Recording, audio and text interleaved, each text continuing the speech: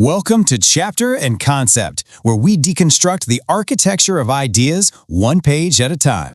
So in this chapter of our architecture series, we're going to dive deep into the internal structure of the personality known as Type 1. And this quote, wow, it really gets to the heart of the central tension here, doesn't it? That haunting feeling that a life built on doing the right thing might actually be built on the wrong reasons. It's a powerful idea. So let's explore the architecture of that very conflict. Okay, so let's start by looking at the foundation of the Type 1. What really drives them? It all comes down to this fundamental need to be good, to make the world a better place, and, to live up to their own incredibly high ideals. You could say they're the architects of a better world, at least the world as they see it. And when you look at their core characteristics, you can see how this all fits together into a really cohesive internal structure. We're talking principled, purposeful, and deeply self-controlled. And this isn't just, a slight preference. It's a core drive for order, for righteousness. They're part of what's called the idealist triad, along with types 4 and 7, which means they have this incredibly powerful vision of how the world ought to be. And all of this creates what we're calling the architecture of integrity. But here's the twist.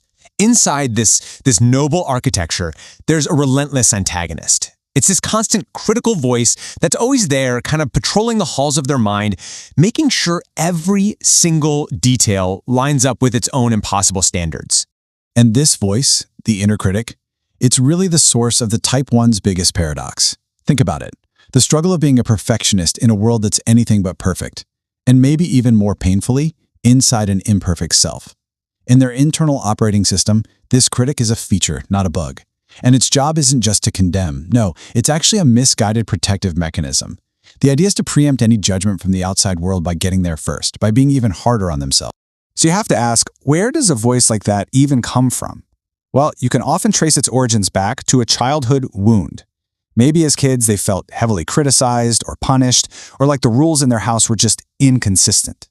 So to cope, to navigate that world, they became obsessed with being good, anything to avoid condemnation. And in the process, they internalized this really devastating message. You must always be better than you are.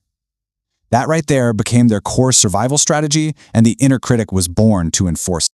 Now, what happens when you live under that kind of pressure? Well, under the immense weight of its own impossible standards, this carefully constructed architecture of integrity, it can start to crack. Eventually, the pressure just becomes too much to bear. And this is a really crucial point. The way a personality responds to stress, it's not random. These paths, for both stress and growth, they are literally encoded into the architecture of the whole system. For the Type 1, stress leads them down a very predictable path of disintegration. It's a descent, really, toward the unhealthy aspects of a Type 4. So when they're under stress, this structured, principled reformer suddenly starts to feel fundamentally flawed. All that righteous anger they usually aim at the world's imperfections, it turns inward. It becomes this kind of melancholy.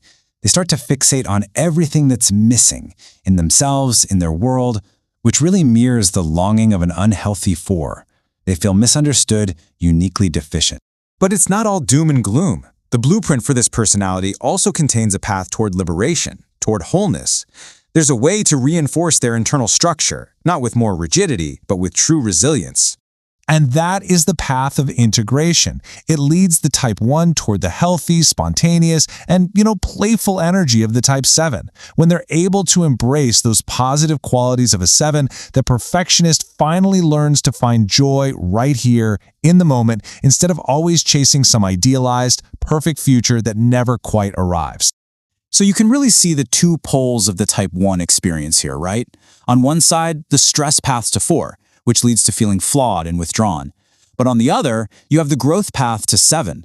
That's what allows them to finally let themselves off the hook, to be more spontaneous, to spark their imagination, and to find real, genuine joy in the here and now. I mean, it's basically the choice between living in a prison of your own ideals and the freedom of acceptance.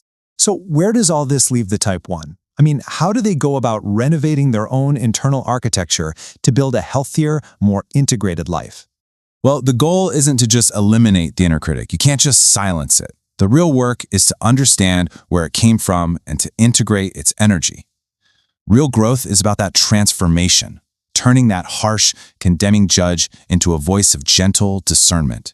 It's almost like teaching this internal protector a new, more compassionate job. And that, right there, is the central work of their journey. Can they shift from an architecture built on rigid perfection to a foundation built on grace? One where there's actually room for imperfection, for humanity, for life as it truly is. That brings this chapter to a close. Thank you for joining us at Chapter and Concept. Join us for the next episode as we continue building the architecture of ideas.